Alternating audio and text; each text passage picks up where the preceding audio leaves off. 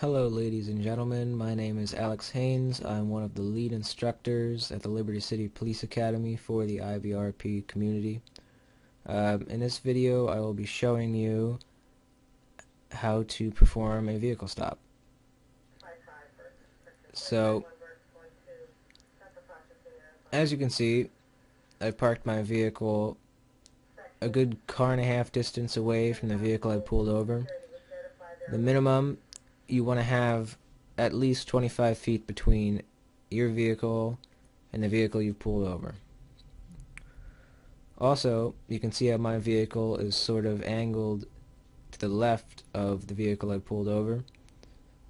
About half of my car is like in the same channel as the vehicle in front of me. You want to do that to protect yourself, especially on busy streets, because once you're out of the vehicle talking to the driver of the vehicle you pulled over, it just protects you in case of vehicles not paying attention. They'll run into your patrol car before you. Okay, after you pulled your vehicle over in a safe, well-lit location, that's important. Preferably you want to pull over your vehicle in a well-lit area, just for your own safety. After you have communicated your 1011, you can then proceed up to the vehicle.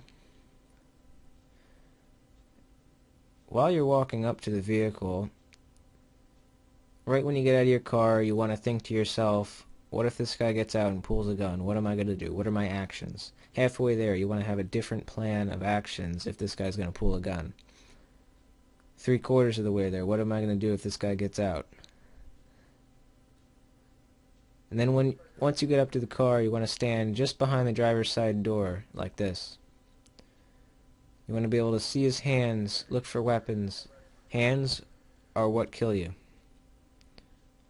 Doesn't matter what his face looks like, what clothes he's wearing, you want to watch his hands. So you can stand back here, ask him to turn the car off. That'll prevent him from driving away, obviously. After you receive the information from the driver, you can go ahead, walk back to your vehicle, take occasional looks back, watch his hands, make sure he's not doing anything. Don't let him get out of the car. Make sure he stays in the car. That's a very biggie. Okay, so you can get back in your car, run his identification, run his name, make sure he is who he says he is.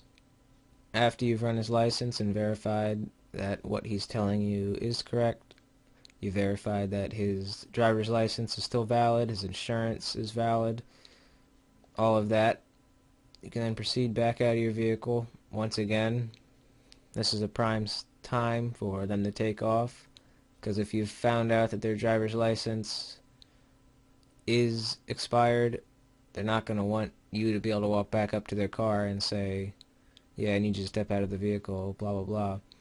This is the point where most pursuits start and they will drive off.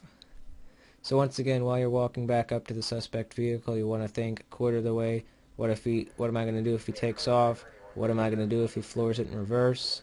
What are my plan of action?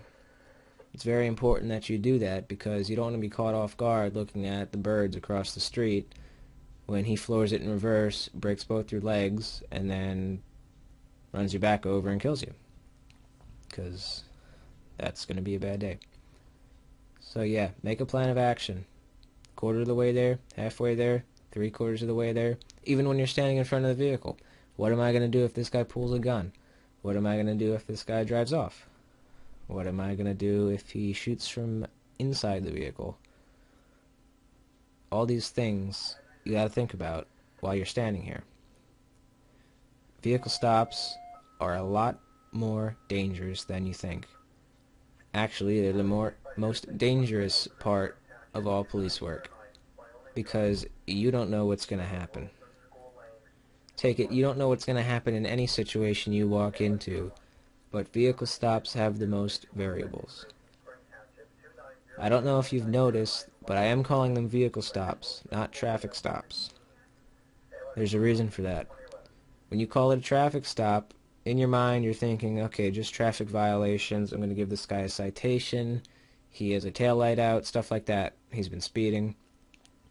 But if you call them vehicle stops, it's understood that, okay, he might have a warrant for his arrest, he might have committed a crime, he might have weapons on him. It's not limited just to traffic stuff. So it's very important you call them vehicle stops because it's going to get you in the mindset of what might happen while you're here with the driver. Okay, so you can hand back his information standing behind the driver's side door.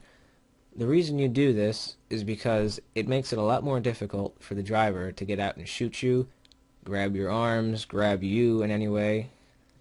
It's more safety for you.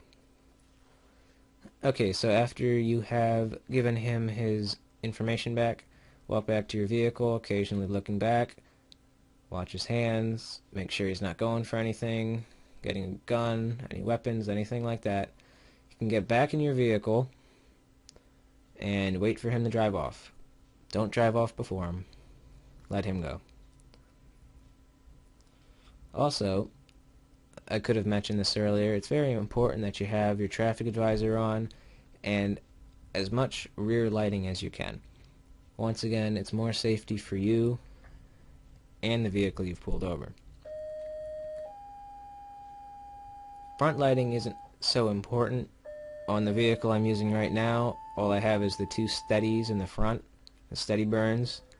That's plenty of warning for the guy in front of you to pull over. The front lights aren't that important. I actually have a third light setting that I could put on, but it's not necessary.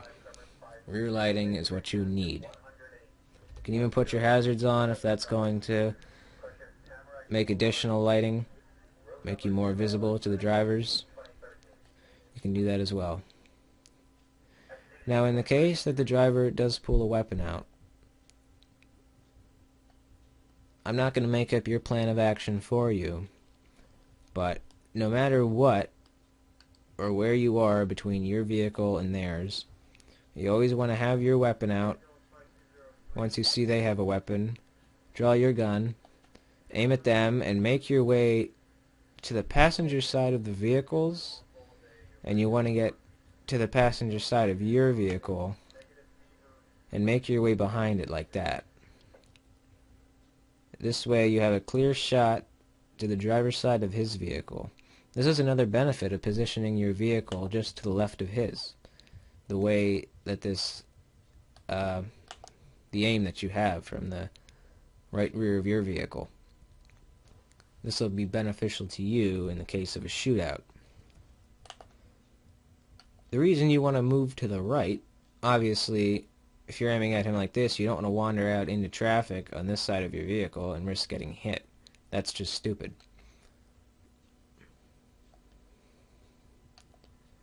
Also, you can aim your gun, aim it at him, order him to freeze, get on the ground, drop the weapon. You can do all this while you're moving back to your car and crouching in the back. Another thing you can do, if you get to this far in your vehicle, open the door. If you don't have ELS on, which you should. But opening your door, getting behind that, is another way of protection. As long as you have cover between you and the suspect.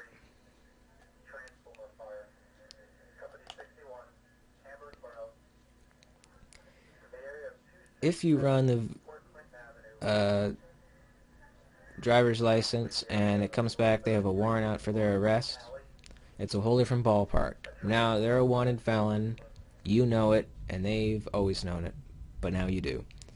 And more than likely, they know you do. They know that you know now. So, on your way back to their vehicle, you want to draw your weapon. You can even order them out of the car from your vehicle.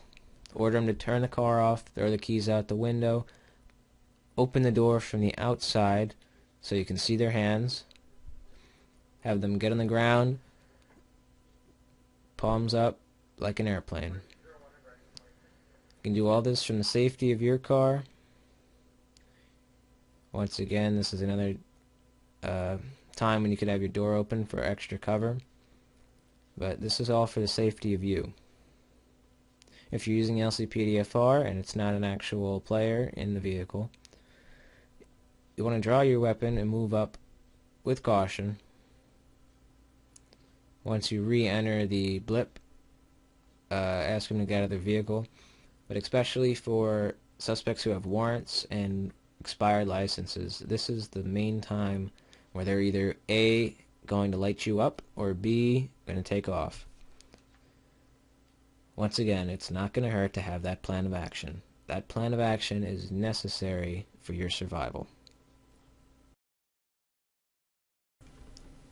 Once again, my name is Alex Haines. I'm one of the lead instructors at the Liberty City Police Academy for the IVRP community. I hope you pulled something useful out of this video. Stay safe, guys. See you later.